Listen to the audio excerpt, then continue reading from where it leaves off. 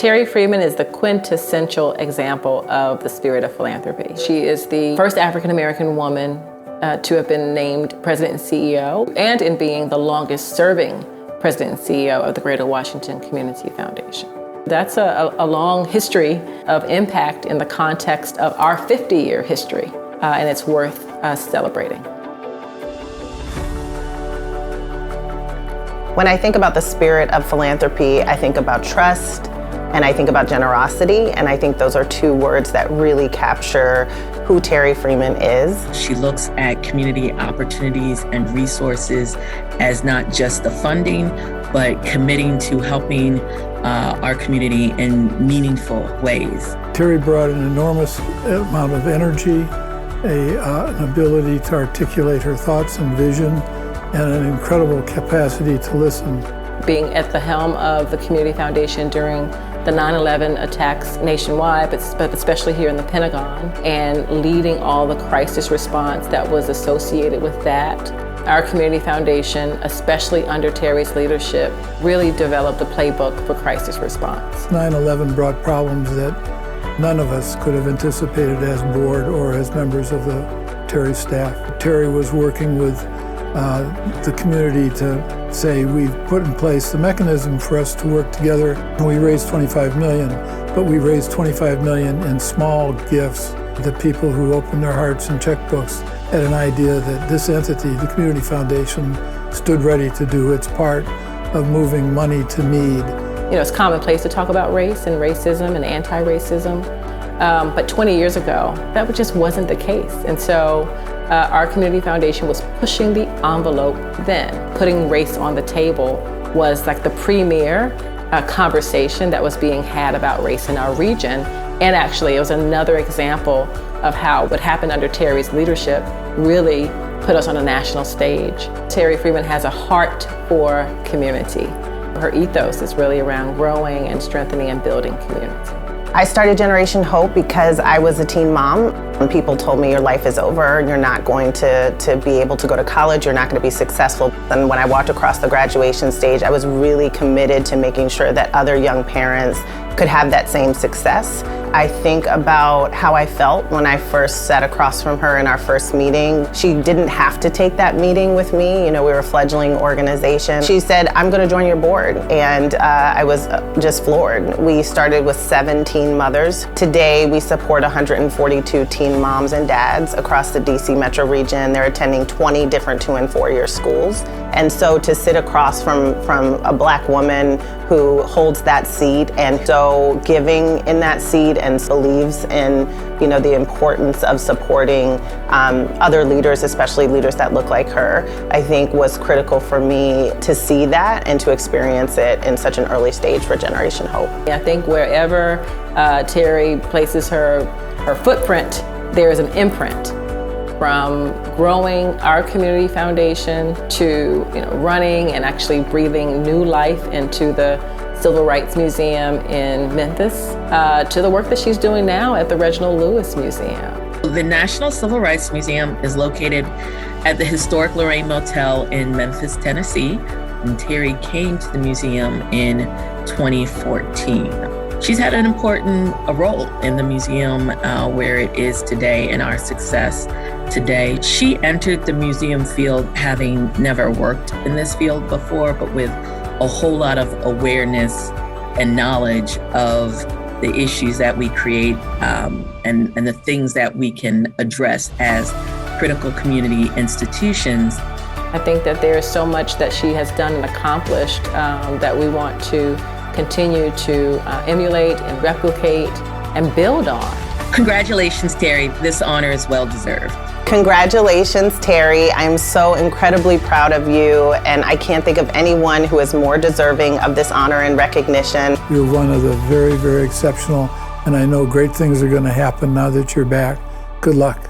Thank you, Terri Freeman, and congratulations on being our Spirit of Philanthropy Award recipient for 2023.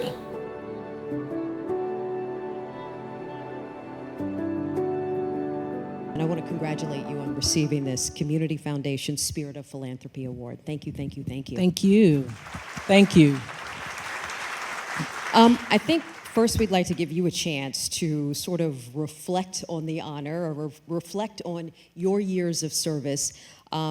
Let's start at the beginning. 1996, you were named the Community Foundation's first female CEO, its first black CEO, and eventually you became its longest-serving CEO after nearly 20 years on the job. That's quite an accomplishment. Absolutely. What do those distinctions mean to you? So first of all, let me just say to Tonya, to the current Board of Trustees of the Community Foundation, thank you for thinking that I was the right person to receive this award in the Community Foundation's 50th year. But I also want to say thank you to all of the staff that worked for me when I was there. I'm sorry, but thank you anyway. For all of the many board members, I saw a lot of board members come through the Community Foundation. Thank you all for your partnership. This was hard work, but it was good work. And I see that the good work is continuing. Now, with regard to the question that you asked, you know, I was saying to Charito, it never really occurred to me that I was a first. And in fact, at the Lewis Museum this March, we just had an event called Ladies First to acknowledge the first African-American women in the state of Maryland. And I never considered myself being a first, so it wasn't something that I thought about. But I will say that the work could be challenging sometimes, especially as an African-American woman. I was blessed to be able to have Kenny Empson work with me for as long as he did. He was a great partner. To be able to work with individual donors and talk with financial advisors and what have you. But I think what I really was so pleased about bringing to the Community Foundation was community. Mm-hmm. And it was so important to put community at the center of the work. So it was a great ride. And Charito, it was 18 years, not quite 20. All right. Talk about the span of things that happened during your tenure. What are some of your most significant and your most challenging moments that you remember? So, Shawn, I should have written this down because I'm not as young as I used to be.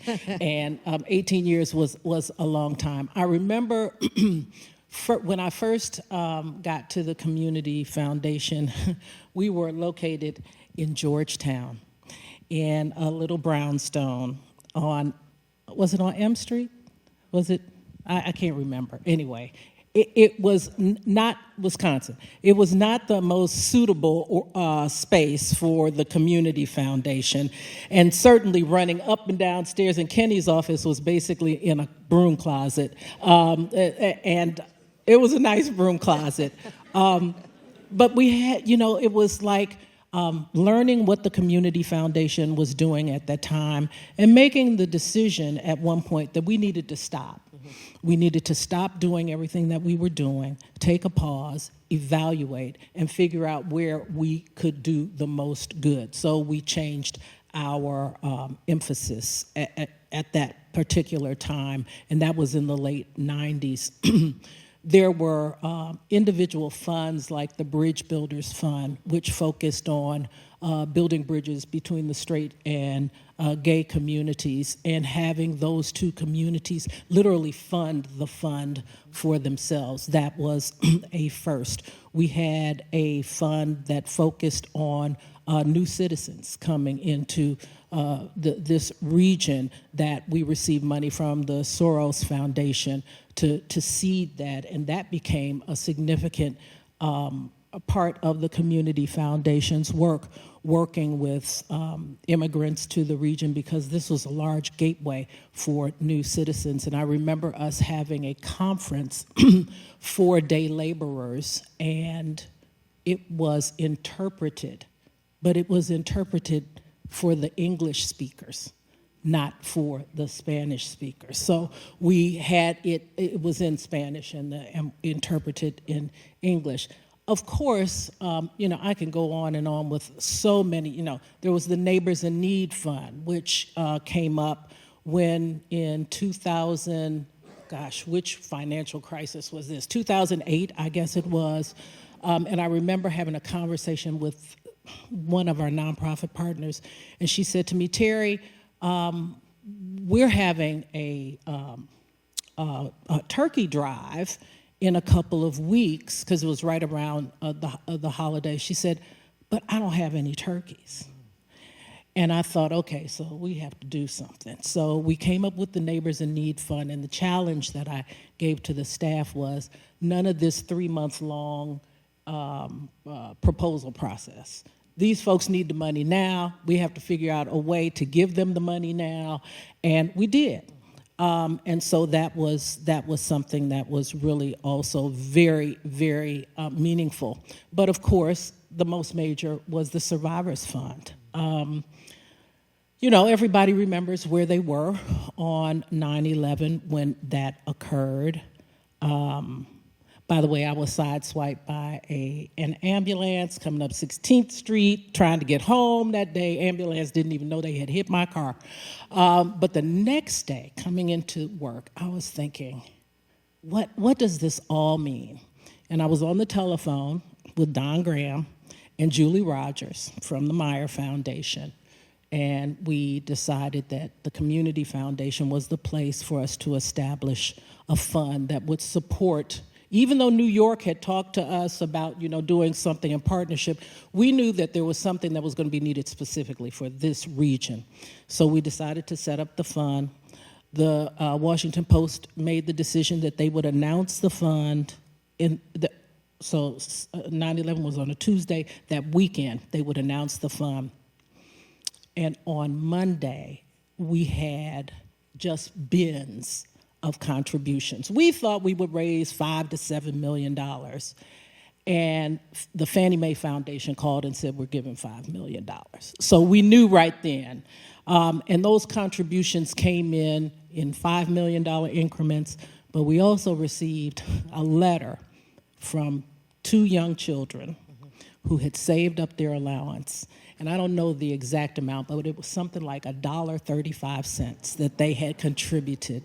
And it was just so, everybody was dealing with this crisis, but we were working through this crisis. And I have to say, that fund would not have been the success that it was had it not been for the leadership of Dan Mayers and for the hard work of Kathy Welpley and Terri Lavoie, who worked very hard on this fund, and the partnership that we have with the Northern Virginia Family Services. So it was a labor of love.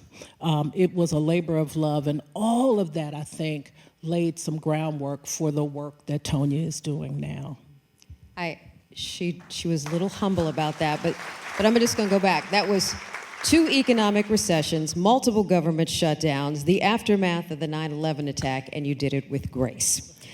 During your tenure, the Community Foundation hosted a groundbreaking multi-year conversation series called Putting Race on the Table.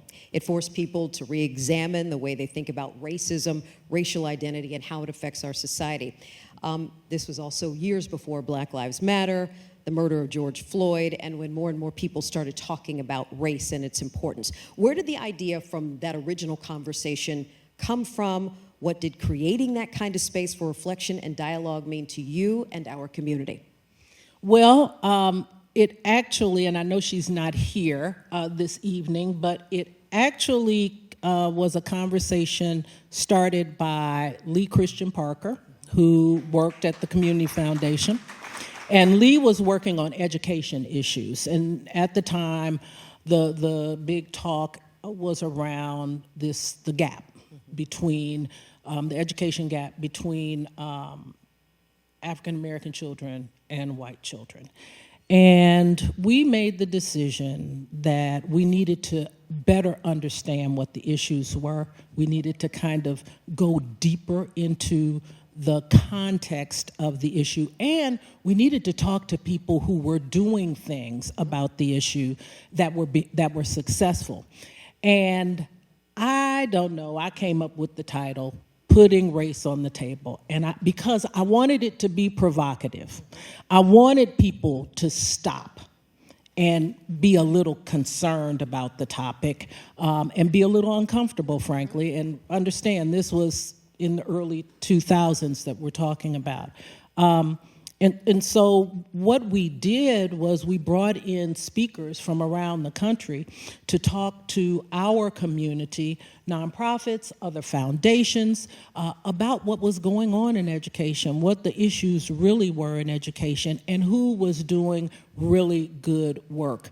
And one of the people that we brought in, I remember, because he's just a fantastic person, is Jeffrey Canada from New York. And he talked about his schools that he had pulled together. And then at one point, we actually had a donor annual meeting at the museum. It was a Smithsonian, the American History. Come on, Kenny, help me. And the exhibit that they had was Race, Are We That Different? And we had a panel of individuals. Michelle Norris was the commentator, and John Powell was one of the speakers to talk about these issues of race that at that time, as you said, were not being talked about. And I will actually also say that back then I kind of coined for the Community Foundation the idea of focusing on equity, access, and opportunity. And at that time, people were asking me, what equity? You talking about equity in our homes? And I was like, no, that's not what I'm talking about. So, but now people get it. So, but that was how it got started. Just to keep us on track, you, during your tenure, you encouraged donors to have a more holistic, forward-looking approach to philanthropy, multi-year grants, general operating support, as well as building an endowment for the future. We've got a great audience here tonight. Why are these things so important to nonprofits, and how do they support more strategic philanthropy? Well, I realize that funding to keep the lights on in organizations is not very sexy, but it is really critical, because they can have a ton of incredible programs. And yes, it's nice to take care of the babies and the children and be able to buy books and make sure the band has uniforms, but none of that happens if you don't have a place for your organization, if you don't have good leadership, if the leadership doesn't have a pension or a retirement package. General operating support is the lifeblood for nonprofit organizations.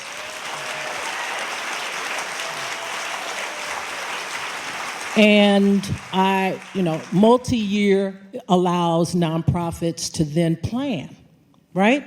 If you are constantly going from year to year to year, trying to raise whatever the budget is, you don't really have an opportunity to plan. Multi-year grants allow that. Then there's endowment, and that's like the Holy Grail, right? Because endowment allows nonprofit organizations to say there will be a future, right? And so as the Community Foundation is raising money for its endowment, I encourage all of you this evening to consider making a contribution, because that is going to ensure that there's a community foundation 50 years from now. Absolutely. Terri, thank you so much. Thank you for your insight and for just inspiring conversation today and inspiring all of us here tonight. You certainly embody the spirit of philanthropy and the theme for the evening. And as someone who's led this groundbreaking work to help us confront our history while also inspiring hope and healing for our community, we thank you. We appreciate you. We truly appreciate your service to the greater Washington region and for dedicating your life's work to social justice, civil, and human rights. One more time, ladies and gentlemen, please give Terri a big round of applause. Thank you.